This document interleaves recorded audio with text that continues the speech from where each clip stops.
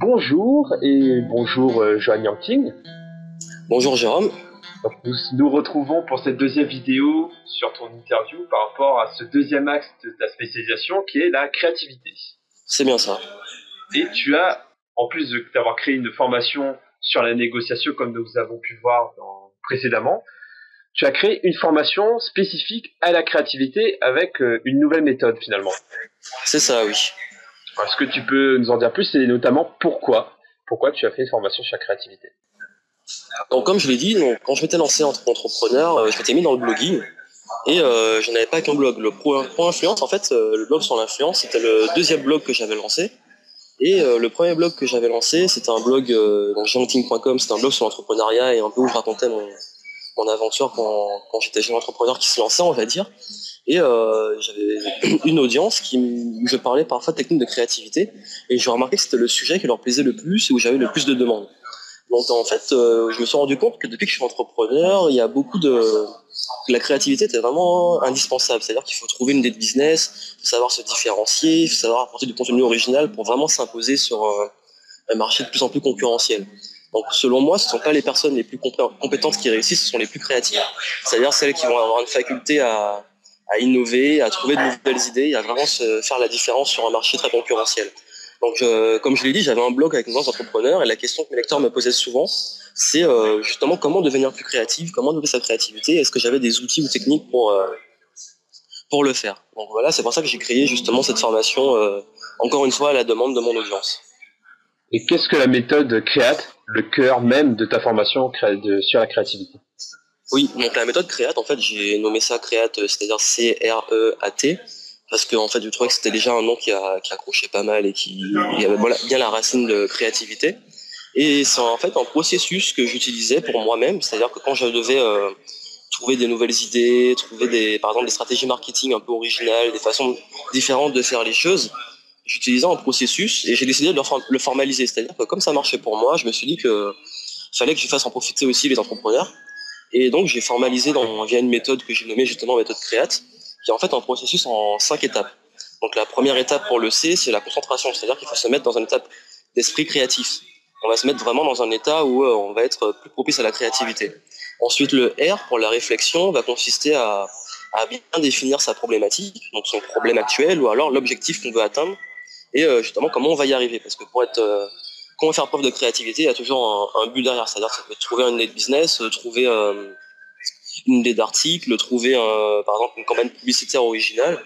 C'est vraiment la partie qui va consister à définir l'objectif et le problème qu'on a actuellement. Ensuite, la partie exploration, donc pour le E, qui consiste à générer des idées. Donc c'est là qu'on va faire tout ce qui est le brainstorming, la génération d'idées et toutes les techniques donc justement que je partage pour trouver des idées originales. Ensuite, il y a la partie analyse. Donc dès qu'on a généré beaucoup d'idées, il va falloir faire rentrer dans les idées. C'est-à-dire qu'il va falloir les évaluer, faire des choix, identifier les meilleures idées ou la meilleure idée, afin justement d'en tirer le meilleur et de pas on fait souvent des preuve de beaucoup de créativité, parfois on a plein d'idées, mais on ne peut pas se lancer dans tout, il faut faire des choix et choisir vraiment celles qui vont être les plus utiles pour la suite. Et enfin, le T, c'est pour transformation, c'est-à-dire qu'on va transformer ces idées en action. Donc bien sûr, c'est bien d'avoir l'idée du siècle, mais si on la met pas en œuvre, on passe pas à l'action, ça ne servira à rien. Donc la transformation, c'est vraiment transformer l'idée en action, puis en projet. Donc voilà. Donc s'il y a une méthode et un processus de créativité, cela veut dire qu'on n'est pas créatif, mais qu'on peut développer sa créativité. En fait, je dirais que la créativité, c'est comme un muscle. C'est-à-dire que tout le monde, en quelque sorte, a des muscles, tout le monde est créatif, mais il faut le travailler et l'entretenir pour que vraiment ça soit efficace. C'est-à-dire que si on arrête, pendant plusieurs jours, on arrête d'utiliser un membre, on verra qu'il va être complètement affaibli. Et le cerveau, c'est pareil. Si on arrête de faire preuve de créativité, donc on va dire un peu faire travailler ses méninges, c'est un muscle qui va s'affaiblir avec le temps. Donc c'est vraiment c'est pour ça qu'il est important justement à apprendre à utiliser la créativité, donc ce muscle, et à l'entraîner. Donc l'idéal, c'est de faire ce que d'ailleurs je partage beaucoup dans la formation, c'est des jeux qui font travailler la créativité. C'est-à-dire qu'on va utiliser des outils, des jeux, des bonnes questions et pour justement faire travailler son cerveau et souvent c'est là qu'on trouve des idées originales. Donc par exemple, il y a des outils pour travailler. Donc d'ailleurs, tu avais fait une vidéo justement sur le mind mapping que j'avais pu voir, qui est un outil formidable, qui est un outil vraiment très intéressant, qui sert beaucoup en créativité. Et aussi, on a les méthodes dites de la pensée latérale, donc qui a été introduit par Édouard de Bono, donc d'ailleurs qui est considéré comme le maître de la créativité. Donc c'est vraiment, d'ailleurs, je conseille beaucoup ses ouvrages. Et la pensée latérale consiste à générer des idées à partir d'éléments totalement différents. Donc en gros, c'est savoir vraiment connecter les choses entre elles, un peu comme le disait Steve Jobs.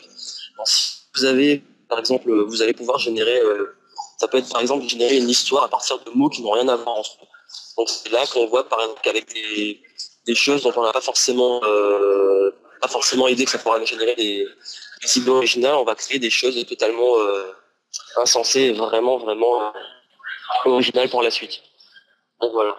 C'est l'exercice du cadavre exquis, c'est bien ça. C'est ça, oui.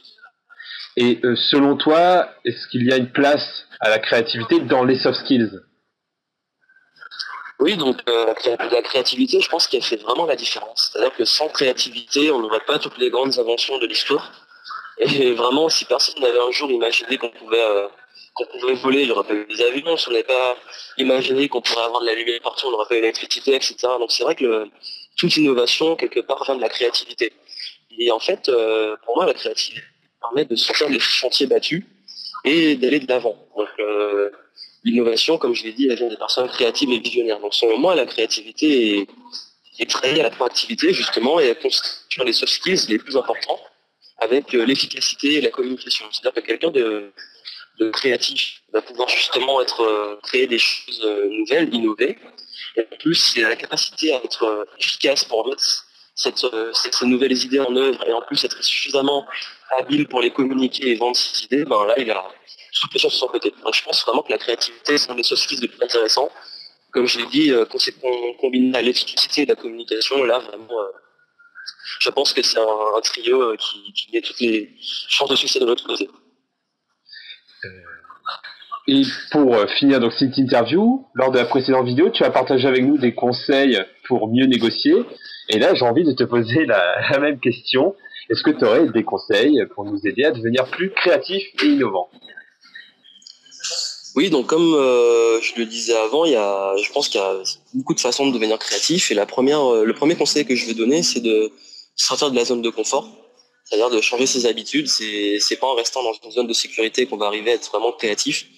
Et ce qui peut être intéressant, par exemple, c'est si on a l'habitude d'aller tous les jours au travail via le bus, ça peut être intéressant justement de changer, de prendre son vélo ou de prendre un autre transport, de passer par un autre chemin, parce que c'est là qu'on va avoir de nouvelles choses.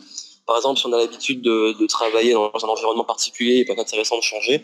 Donc ce que je dis, c'est vraiment de jouer sur le changement et de changer ses habitudes, d'oser vraiment aller vers des choses nouvelles, et c'est là qu'on peut innover et découvrir des choses vraiment différentes.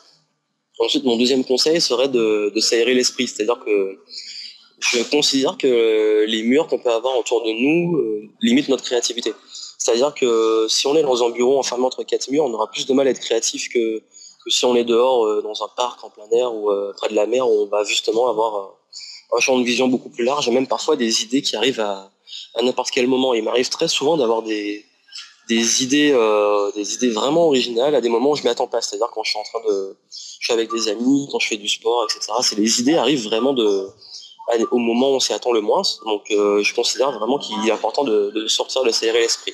Donc quand on voit qu'on a du mal, qu'on bloque, ce que je conseille, au lieu de rester devant son ordinateur, c'est de sortir et d'aller faire une petite marche. Et là, vous verrez que ça aidera beaucoup.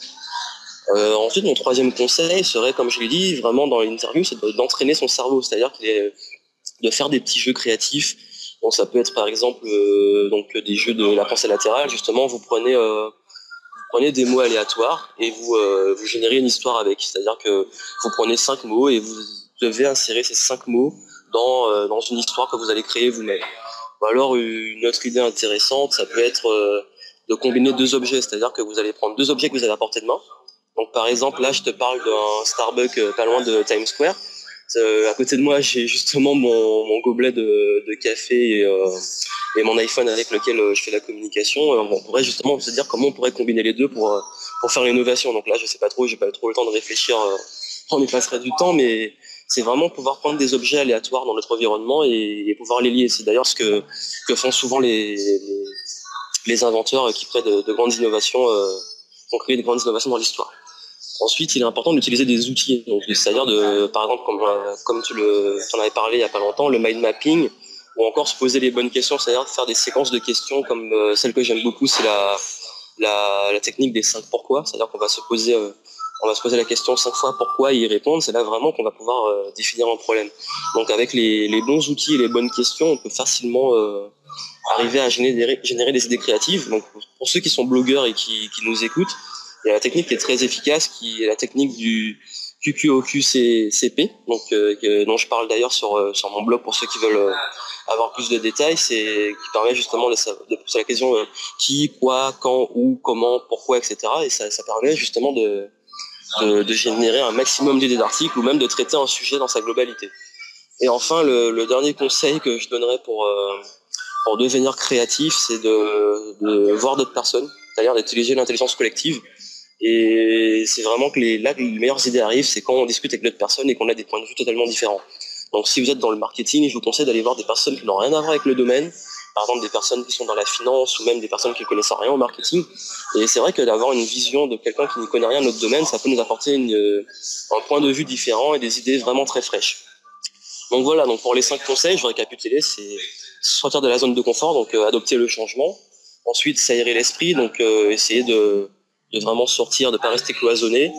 Ensuite, entraîner son cerveau, donc notamment avec les jeux, les techniques dont on parle souvent.